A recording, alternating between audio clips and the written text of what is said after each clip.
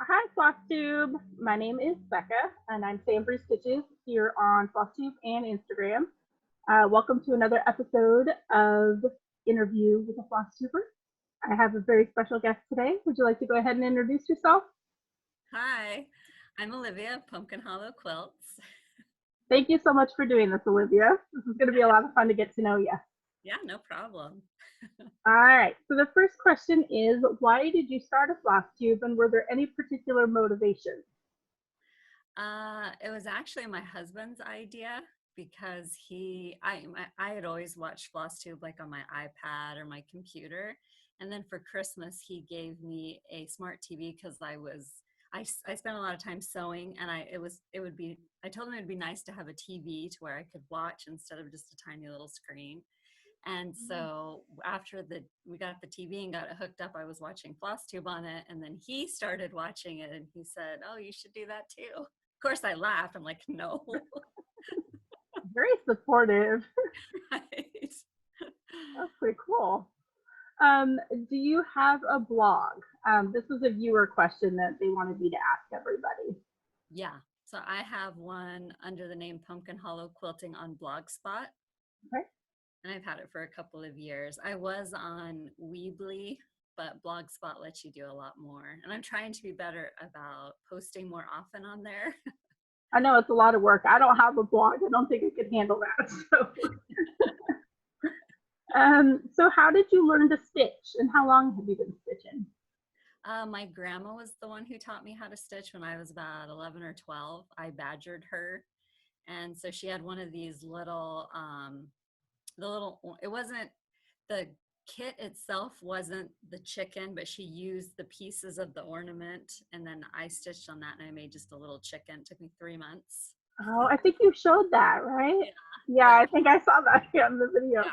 Yeah, she gave it back to me after year. I mean, she had it on her refrigerator ever since. I mean, through the years, and then she finally gave it to me. That's awesome. I don't have like my very first one, so that's really neat to be able to have that, and you can like hand that down, which is really neat. Yeah. So do you have a favorite project that you've stitched? Is there one that just is your absolute favorite? um, well, I would say right now, because I know it's going to change in a couple of weeks. Yeah. But right now, I had fun stitching on Skeleton Crew by the Cricket Collection. Okay. But in like, what, 3 weeks, it'll hopefully change to Queen of Freedom. I love your Queen of Freedom. That is my next to do. So I'm stitching Lady of the Flag now, and I want to have Queen of Freedom with her as well. So I've been seeing your progress. So Yeah, much fun. yeah, it's a lot of fun. So what do you enjoy most about stitching? I probably like the stitching part of it. I mean, I like to finish it, but I enjoy the process a lot, and I'd have It to is say that. Like, very relaxing and just kind of, in the zone, kind of nice. right. Yeah. So what is your favorite genre of book or movie?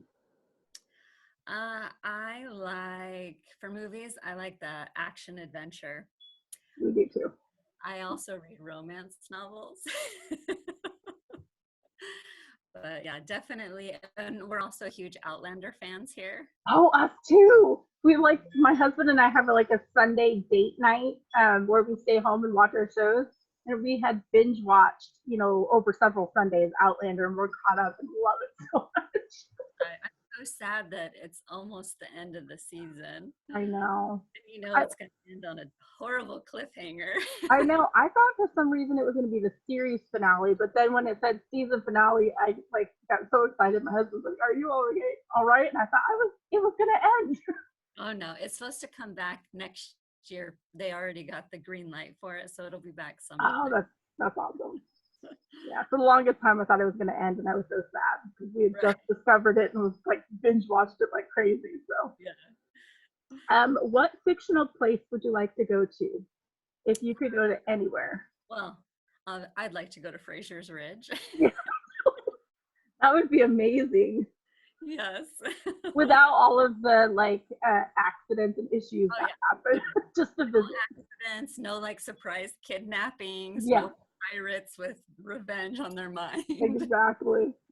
Yeah, that would actually be a pretty amazing place to visit. Yeah, for sure. Yeah, it looks really nice. And I love the house.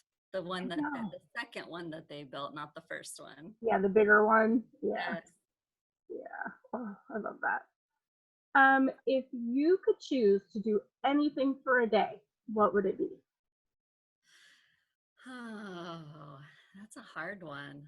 Because obviously, I would like to be able to sit and stitch all day, but at the same time, I think I would kind of like to go to the beach. It's been a while. Yeah, definitely have. Well, you could do both.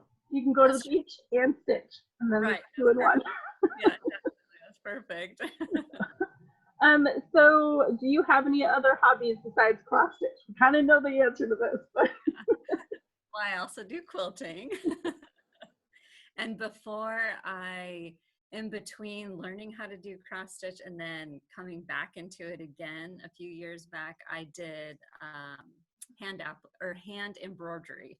oh wow, I've never tried that. It's always Oh been yeah, something that's been like interesting. But I see like the embroidery kit, that kind of the same thing. The embroidery, yeah, yeah. I've seen them, just never done them. I did a lot of the crabapple hill where you draw the picture and then you color it and you heat set it and then Oh, you. okay. So I Oh, did a lot of them. interesting. All right. How would your friends describe you? So, so right before the video, I texted my really good friend Retha, and I said, "Hey, I've got this interview, and one of the questions is, how would my friends describe me?" And so she comes back, and of course, it's totally inappropriate. I can't say it, but then she said that I was a pretty wonderful friend. Okay, that was good. I'm curious about the other response, but that's how you know they're good friends when they have Right, like that off the right, wall response. So, right. so how do you prefer to stitch? Like, do you use a hoop, Q-snap, a light? What? I like to stitch on Q-snaps. I have a couple of sizes of those. And then I also have a scroll frame from Artesian Designs that I use. And I also have a big light that sits over the top so I can see what I'm doing. I And also need a knot light for sure.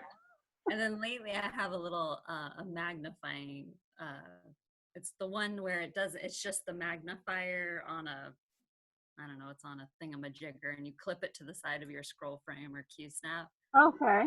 I've been using that too. Yeah, yeah. I think I'm gonna need something like that because I stitch Ada only, but I 18 count is my preferred, and I just got my first piece of 22. And readers, because that's what these are, I don't think they're gonna cut it. Right. Some We'll see. help. So that I might need one of those. Yeah. What is your favorite place that you've traveled, and did you bring stitching with you? Let's see. I would say that the favorite place I've traveled was when we went to Mexico and I didn't. That was the only trip I've taken since I've gotten married where I didn't have something to work on. And so that Sometimes it's nice just to be able to go right. and yeah, and not. Well, and I had little kids and I had to keep them from drowning in the pool. Yeah, there was no way you were gonna concentrate on stitching No. it for sure. So, what can you not do without for your stitching? Like your favorite go-to that you always have to My needle minders. I love them.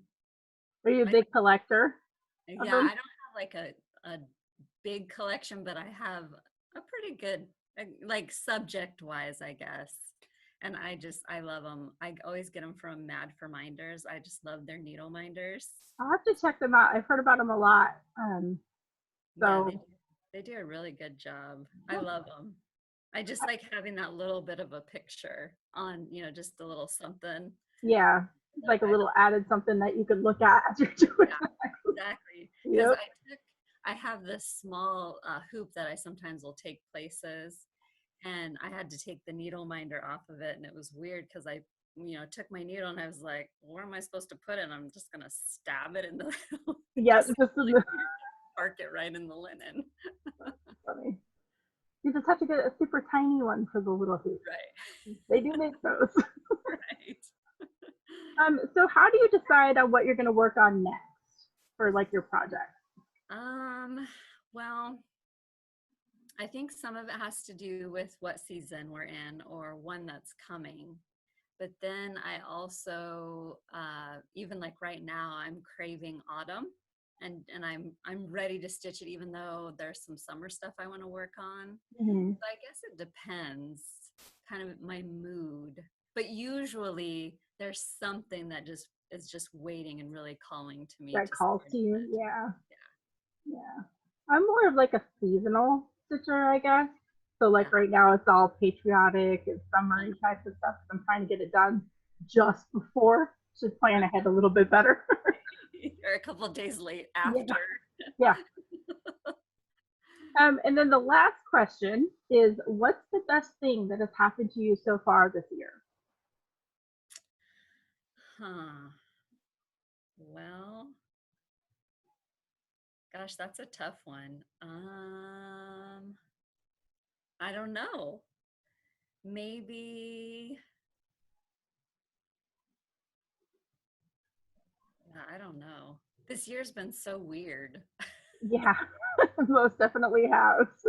I guess I guess the best thing that recently happened was that I got, even though I didn't get to meet her face to face, we met for the first time on Zoom, and that was Christy at Crosshatch Quilts. I've been friends with her for years and years, and we're always like in the same place, but we never, like on Instagram type, we're always stitching on the same things, and we have a lot of the same likes and all of that. And we've texted, but we've never, spoken to each other. And so I guess that was the most recent. That was a lot of fun to finally like That would be face amazing to since face. yeah, Yeah. I've heard you talk about her in like your videos and Yeah. how close you guys are and how much you have in common. So that's so crazy that Yeah. you've never really like talked, you know, Yeah. in person. Just like on Instagram, how you do the direct message Yeah, yeah. thing, or yeah. And then when all of this kind of started, we were like, we should do a Zoom meetup, and I had never done one. It's funny because I host, the Zoom meetups with we have a whole bunch of people that join in, and I never thought about hosting it prior to all of us being like, forced to stay at home. Yeah. And it's so crazy that even though in this time, everybody's like sad and anxious and everything with the virus going on, just imagine how many people are connecting via Zoom that never would have before. Oh So yeah, like you never thought of talking to her on Zoom when it's yeah. always been there. Right. So yeah, so it's kind of a neat thing that has come out of something so sad, really. So Mhm. Oh yeah, Zoom has to be loving it. I know, right? They're probably making some good money too. We should have all invested in stock. I know, right? All right, well, that was all of the questions. So I appreciate you so much for taking time out of your day. I know that you're busy, and I know everybody's going to enjoy getting to know you a little bit better. Yeah, So thank you so much. yeah, thanks for having me. It was a lot of fun. Bye, everybody.